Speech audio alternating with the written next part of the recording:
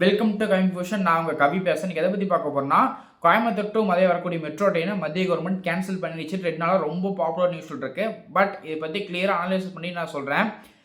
நம்ம மேலே ரொம்ப தப்பு இருக்குது. நம்ம தமிழ்நாடு கவர்மெண்ட் மேலே மிகப்பெரிய தப்பு இருக்குது. ஏன்னா 2011 மக்கள் தொகையோட ஸ்டேட்மெண்ட்டை கவர்மெண்ட் கொடுத்துருக்கு. கோயம்புத்தூரில் 2011 எடுக்கப்பட்ட கணக்கெடுப்பு தொகை வச்சு இந்த மெட்ரோ பாலத்துக்கான லிஸ்ட்டு கொடுத்துருக்காங்க. ஃபஸ்ட்டு. செகண்டு, உக்கடம் டவுன் ஹாலில் இருந்து மதுரை போகக்கூடிய முக்கிய இடங்களில் வந்து கோயம்புத்தூர் முக்கியமான கடை விதிகள் அடிபடுற மாதிரி ரூட் மேப் கொடுத்துருக்காங்க. இதை பார்த்துட்டு அதாவது மத்திய கவர்மெண்ட் என்ன சொல்லியிருக்காங்கன்னா, இதை விட கிளியராக எங்களுக்கு இன்னொரு மேப் கொடுங்க.